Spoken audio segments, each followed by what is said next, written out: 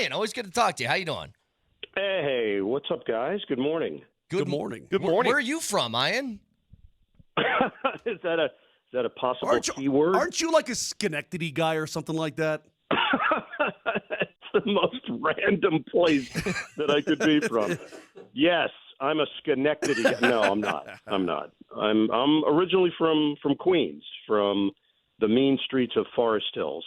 I gotcha. Now, I know that you've been obviously consuming a lot of these NBA playoffs, but from your perspective, right there courtside, what do you think the Thunder have done to make life so difficult on Nikola Jokic? I feel like Stefan from Saturday Night Live. This series has had everything, if you really think about it, because the games have been so different. One was very bizarre as it unfolded. There really wasn't a moment over the course of that sequence that I thought, oh, yeah, Denver will win. They're just going to find a way to win. Oklahoma City had kept them at arm's length throughout most of the game, and then obviously everything had to go down exactly as it did in Game 1 for Denver to pull off a shocking victory, and they did. So they're up 1-0. The general sense in those situations is, all right, you're playing with house money now. Well, Game 2, they had nothing. They had nothing in the tank. The game was not competitive. It was over 5 minutes into the game. And OKC now, you think, oh, yeah, they're back. They're rolling. They're going to carry that momentum into Game 3. That game is wild. It goes to OT, and we know what happened in OT for Denver to take the lead, and then the pendulum swings again, and we're starting to question OKC, what they do in crunch time, how they handle situations. There seem to be some real cracks in their foundation. And then, obviously, Game 4 is one of those games that absolutely could have gone Denver's way. When they're up 8 in the fourth quarter, you feel like all of those things are coming to fruition. And we've had games where Jokic has put up huge numbers, although I wouldn't have said that it was a classic Jokic performance. But you looked up at the end of the game, he had 42 and 22, so MVP-type numbers. And yet I think there's still a lot left on the bone for him and for the Nuggets. So if you're Denver, you look at what OKC has done against them. I do think multiple bodies, the fact that Jalen Williams, the big, has become a factor and has frustrated Jokic. There's no doubt. I've seen a great deal of data that shows that he's been impactful, and they can play those 2 7-footers that have versatility. So they've just shown him a lot of different looks, and I don't think he's played great, certainly the standard that we've grown accustomed to. So in my eyes, if you're a Denver fan, that's more of a positive, that you're a 2-2 in this series with a chance to maybe go grab home court advantage again, and you're still waiting for that performance that's going to go down in the annals of history of Nikola Jokic doing his thing. Visiting with the great Ian Eagle, who is calling this game tonight for TNT. Ian, this is my first game at Paycom Center. I've never been here before, and I'm expecting a loud, boisterous crowd. Yes. When you go from arena to arena, you can take a temperature on the loudness and how crazy is it here compared to other arenas? It is crazy. It is raucous. They're into it. They're very big into the T-shirt thing, you'll notice. And what they'll do is create peer pressure. If you don't wear your T-shirt pregame, they will put you up on the screen. Yeah, it's like we're talking about like a cult here. I mean, not like Waco, but I mean these people. It looks weird. It looks weird. That is. I'm just saying. What I'm saying. We talked about it after Game 1. I go, it looks weird. It looks like an AI background. It's just bizarre to me, man. I know they're into it. I get it. Yeah, when we do the celebrity rip, that's a big thing. In every arena, you want to show the celebrity. We don't show David Koresh. That doesn't happen. Yes, right, of course. That might be pushing it.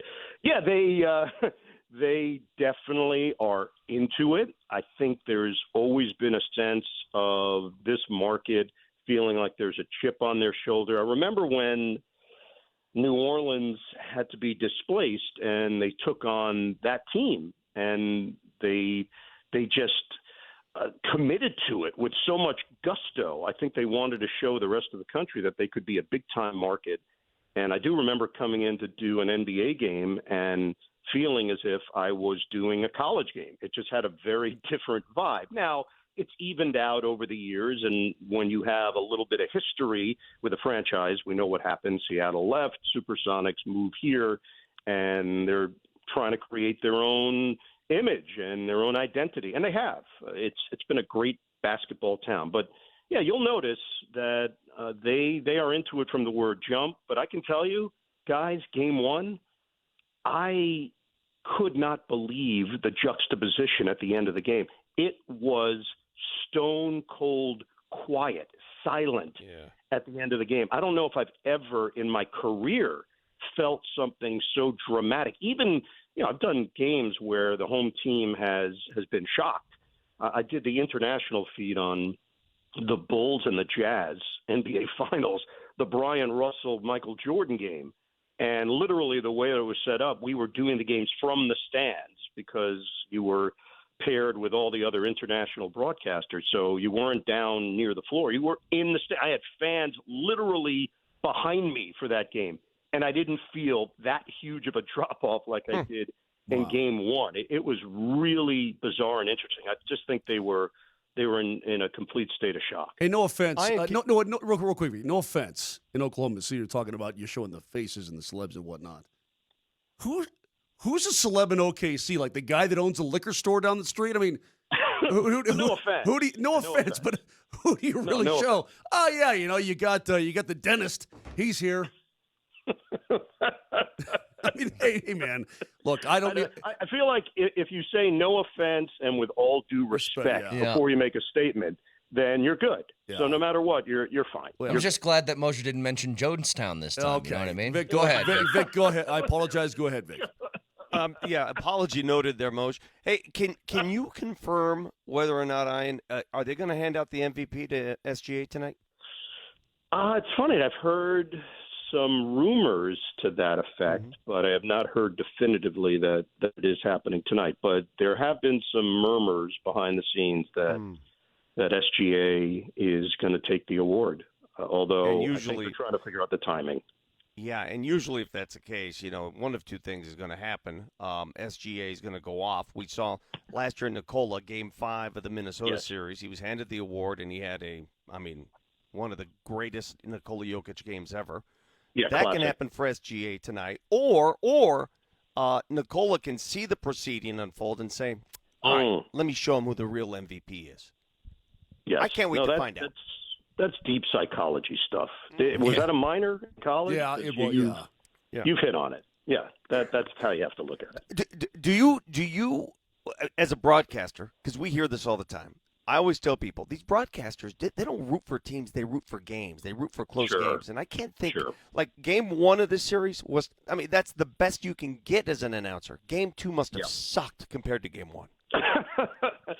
I would say if you're going to compare the two, Game 1 is what you dream about. Game 2 is where you earn your money because you got to have some other options and you got to create some interesting back and forths to at least maintain the audience.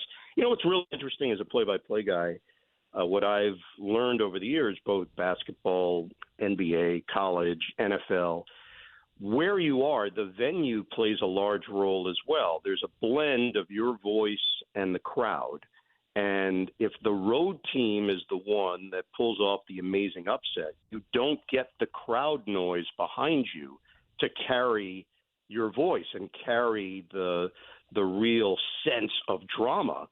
And that's really what happened in Game 1. As I mentioned, they went silent. So you're doing the Aaron Gordon stuff. And by the way, it wasn't a buzzer beater. So you have to call the Gordon jumper, and you have to leave some room in case Jalen Williams hits a three-quarter court miracle shot. So in the moment, you are calling it as you see it. You have to be accurate, obviously. You've got to have situation correct, time and score correct. If you flip it, and that happens in Denver, and it goes down exactly the same way, the call is very different. Maybe the words you say are the same, but your tone and your volume level is different because you have to now fight the crowd noise to some degree, so it blends. It is interesting how that takes place. Having called a number of those buzzer beater types and dramatic games, where you are and circumstances surrounding it play a big role. To me, that is one of the biggest moments of this postseason, the way that went down. And if Denver wins the series, we're going to look back on that, on the Aaron Gordon dunk against the LA Clippers, and there are just going to be these moments that pop up that reminds you of what kind of run it's been. It's been a fun postseason, as we know. There's a lot that they packed in to a short period of time in the NBA, and there's a chance you're going to get a very unexpected Final Four type setup with the conference finals if it keeps going the way that it looks like. You know what's crazy? Ian Eagle with us on the Ramos Law Hotline. What's crazy about this series, and I think it was evident in Game 4, when nobody could make a shot and looked like legs were tired, the difference seemed to be that OKC could go to their bench and rely on some depth guys to go in with fresher legs and hit some jump shots. How much of a factor do you think that's going to be in these last potentially 3 games of the series? Yeah, when you start laying out storylines, we happen to do the opener for this one. So when you do a series opener as opposed to parachuting in once it's been established, and I've had both situations in conference semifinals. It depends on what day you're starting, what day the series started, who has which game, which network does. When you do the series opener, you're laying out all the potential storylines. And to me, the top 5, whichever order you want to put them in, was the bench. That was a huge part of the narrative in this series. And maybe it didn't play out that way in Game 1 in particular, although Russell Westbrook played a big role and continues to play a big role, whether he's on the floor or off the floor, as we've seen his impact with his teammates and his leadership abilities.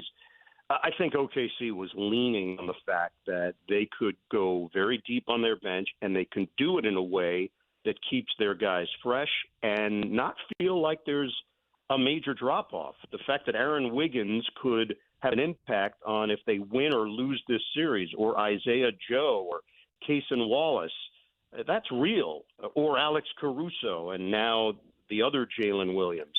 All of these guys that I mentioned, these aren't just bit players.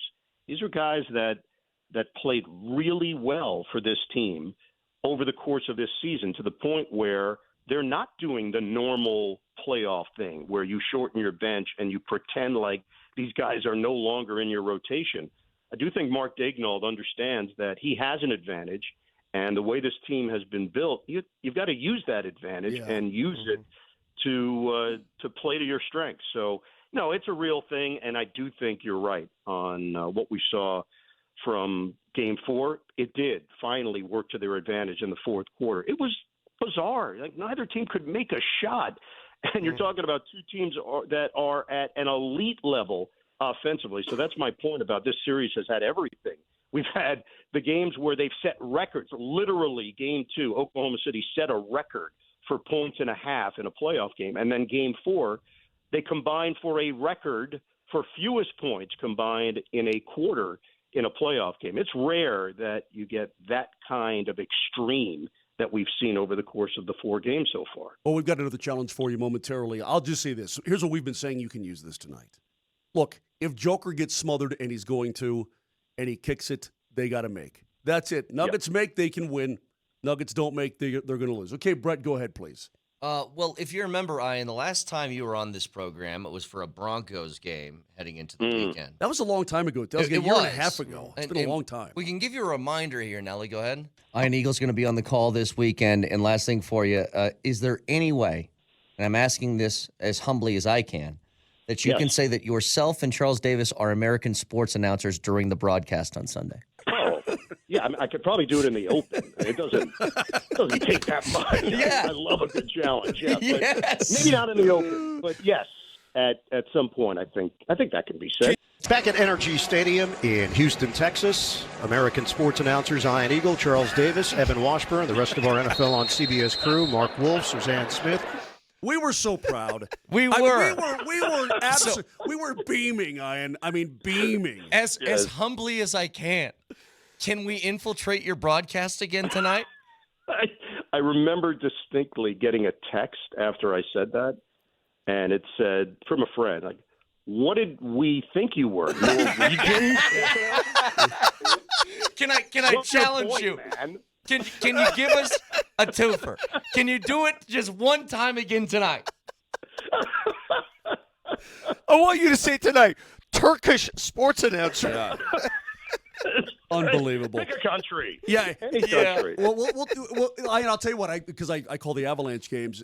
These knuckleheads try to get me to say something all the time. I don't, every 10 games, something like that. Ian. And they absolutely they beat me over the head with it until I actually have to pull it off. The absolute goal. Butter my butt and call me a biscuit. Yeah, we had him say, "Butter my butt and call me a biscuit."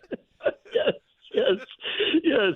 The stress that I felt that broadcast. I didn't care about touchdowns. I didn't care who made the tackle. I didn't care about the stats. I only cared about the fact that I had to get in that Ian Eagle and Charles Davis are American sports announcers. Absolutely. Well, Ian, when you go to Amazon, you could say whatever the hell you want. Remember that. It's true. If you want a real challenge, say Nikola Jokic brings all the milkshakes to the yard. Then you'll get a real gold star Get from a us. real one. That's funny. Ian, you're the best. Have a great call tonight, and we'll be listening and watching. Talk to you soon, buddy. Yeah, enjoy it. Fun series, and I think some new stuff probably will emerge in the final games of this one. So buckle up. All right. Thanks, Ian. See you guys. Ian Eagle. Son of Noah. No, his son is Noah Eagle. Yes. Yeah, Noah's father of. Noah's really good too. By the way, must be in the gene pool, man. that guy's just awesome. I love Ian. He does a great job. So multiple sports, always pro and exciting. His friend texts him, if you're not an American sports announcer, what would you do? I'm Portuguese sports announcer. he's just being very specific, just so you guys are aware. Super good. Somebody said Schenectady sports announcer. Maybe you should have got him to say that. I knew he was from New York someplace. I remember that, but I just forgot where. I thought it was upstate, but it wasn't. Like, what is one of our sayings that is an outrageous saying that he would never say, but we would want him to say? Vic, I was going through like our drop tournament stuff. I was trying to find something, and all of them were too insane. If it's a boring game and they're missing their shots, he could go, "I'm not asking for much." Yeah. Yeah, can you just say, Ian, it's not that hard. Just say, I'm not asking for the world.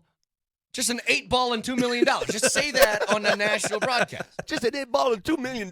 I'll tell you what, though. But you know what I wanted him to say? The one that I thought of was dropping a slow healer line, but you can't do that to anybody who's in the game. No, you can't do it. But I'll tell you what, though. Well, I mean, you could Vic, he could say MPJ. Wow, slow healer. Yeah. I mean, that would really offend. I'll tell you, man. If he did the line, if he did the 8-ball and $2 million,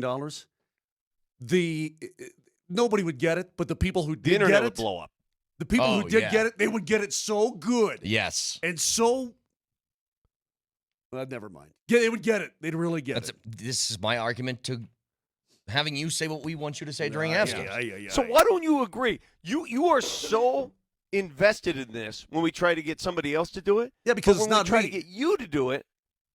Because I feel like when It's a lot of fun, though, isn't it? It's a lot of fun to try and get somebody to say something. fun. Like Simon says. it is. Yeah, but it's not fun when you're on the receiving end. Not as much What if he fun. drops David Koresh somewhere in the middle of that? Oh, my God, no. In the Branch Davidians. He won't. And Eagle here among the Branch Davidians. Oh, my God. Good Lord.